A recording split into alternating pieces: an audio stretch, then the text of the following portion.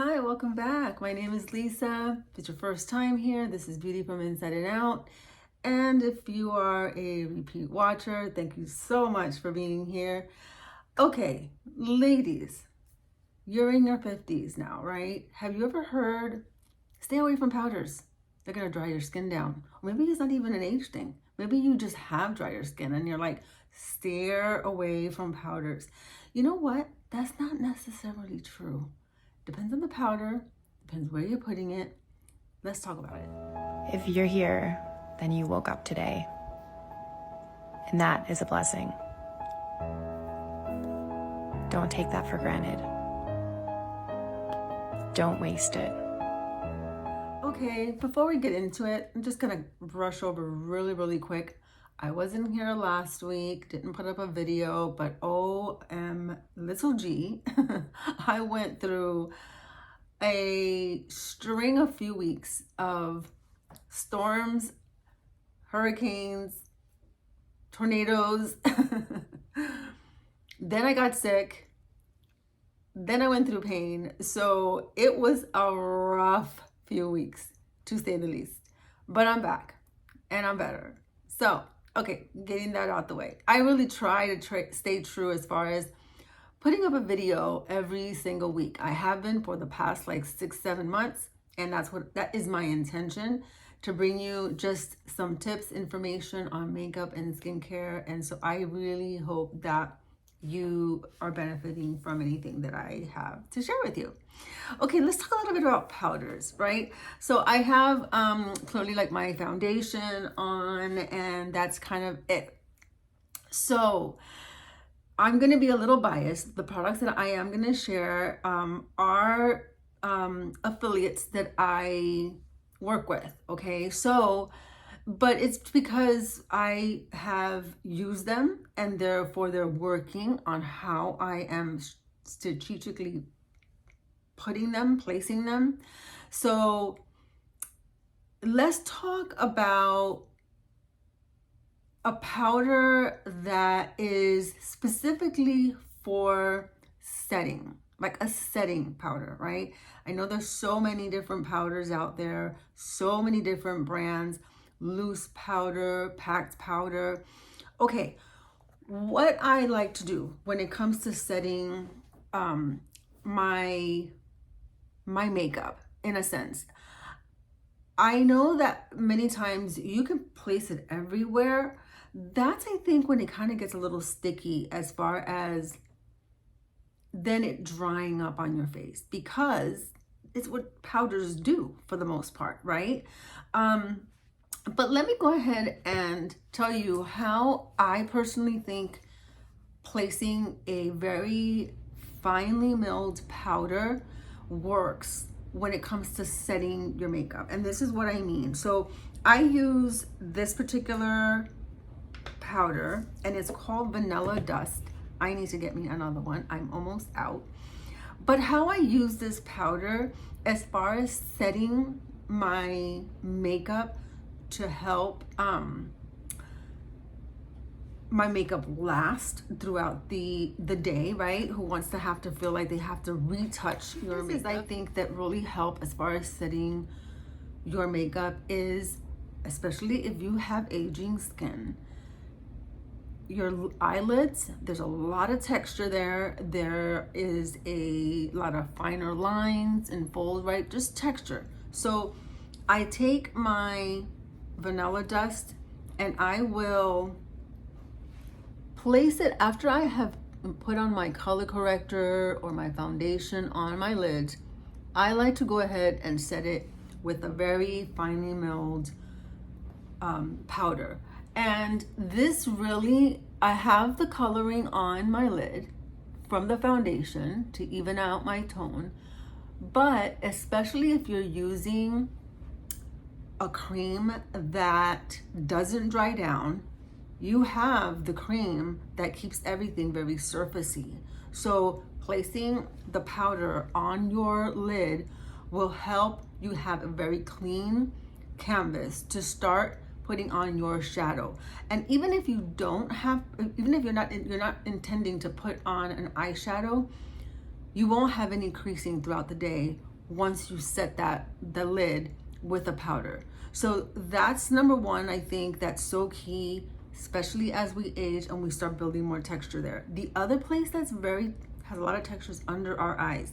So what I do is I take the same powder, because this is very finely milled. Now, what I did when I placed my powder on my lid, I went ahead and really placed enough on the brush and placed it over the lid.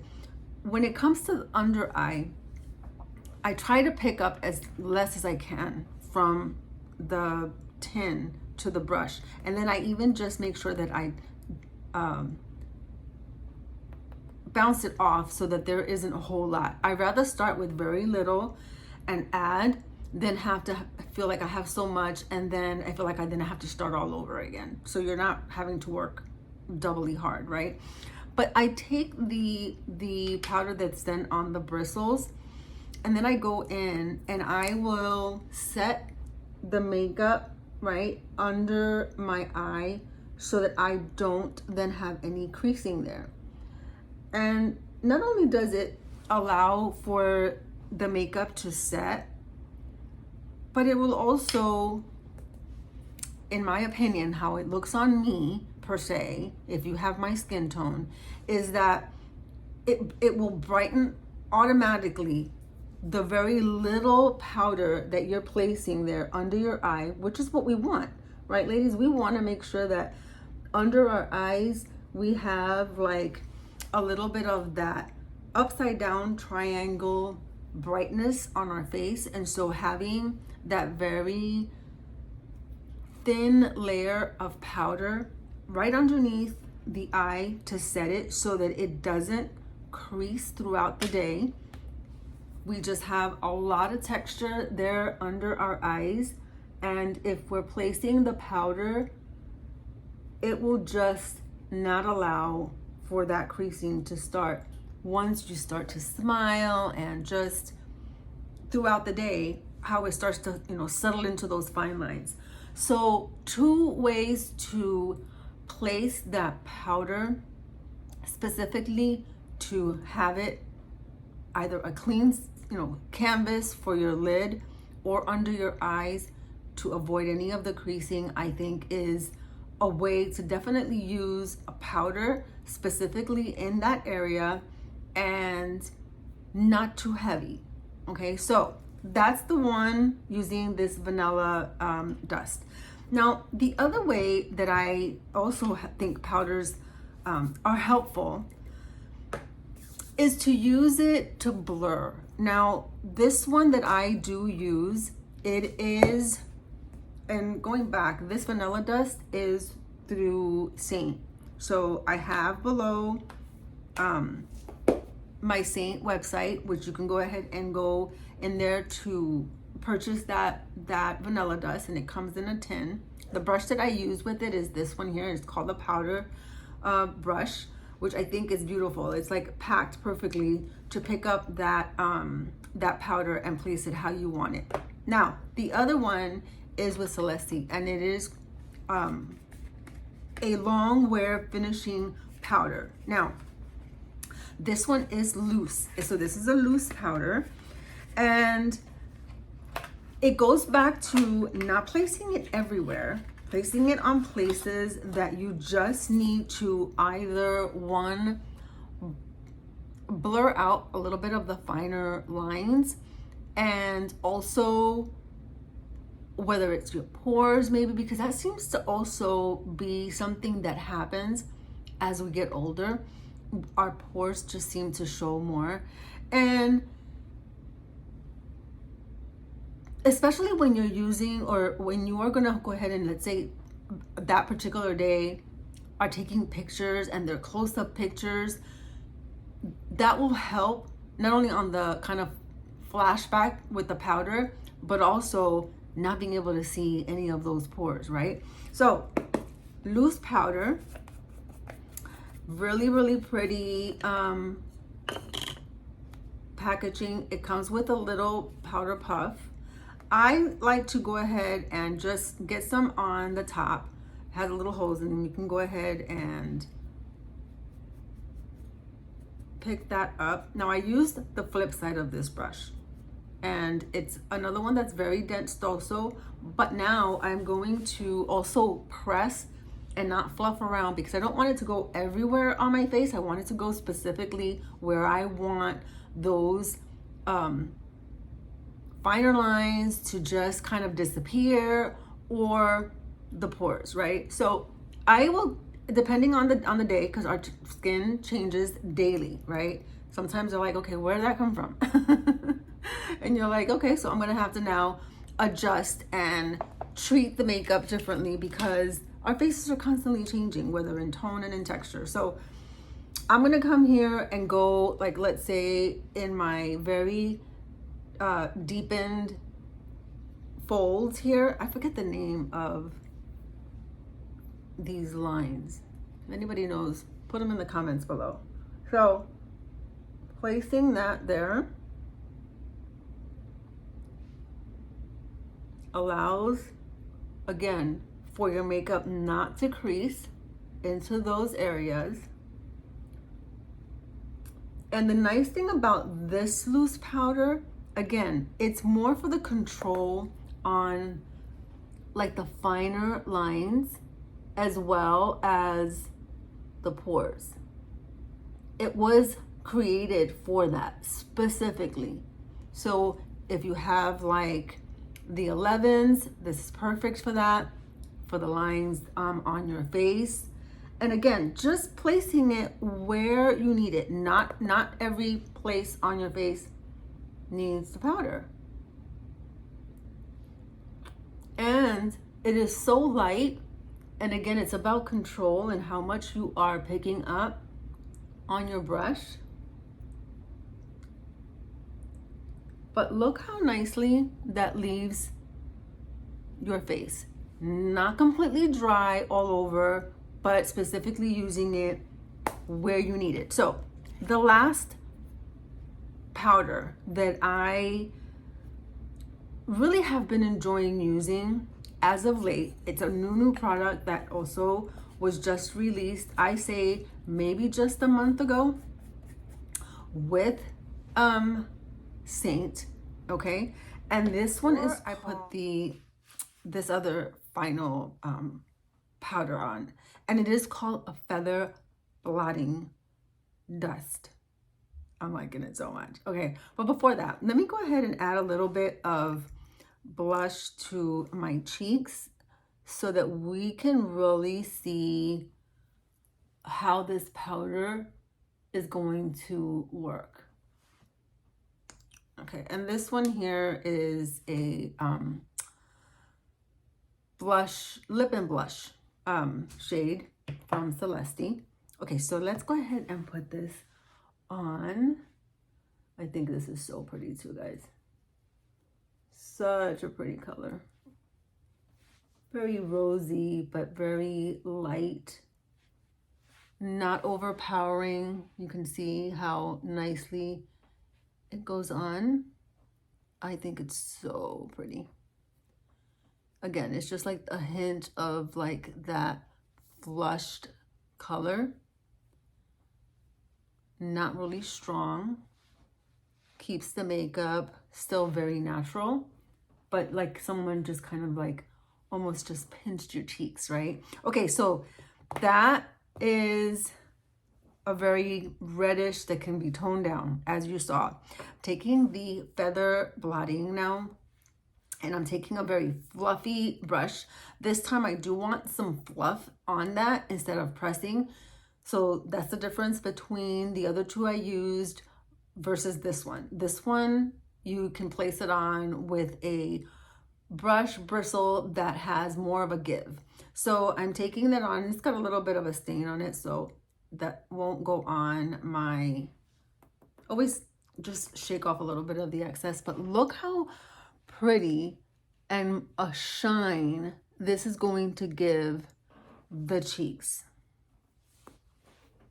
This one is for those that you want to keep the glow and the luminosity on your skin, because a lot of times what powders will do is that they're going to matte down your look, right? And this particular feather blotting dust just does the opposite. It allows for you to continue to have the glow on your skin without sacrifice, but also placing it to stay. So it works kind of both ways. And it can also be used to blur out some of those finer lines.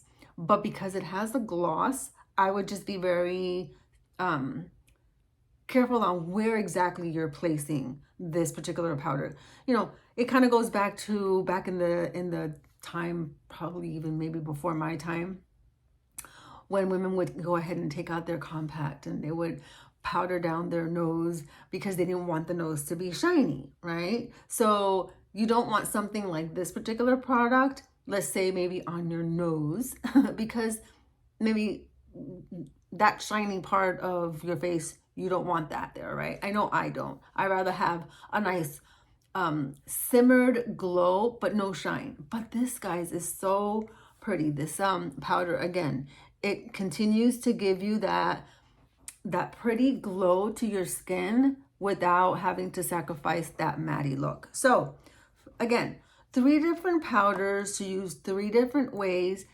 Don't be afraid to use powders when you do start to age and your skin clearly is saying stay away from those things that can cause the skin to dry out.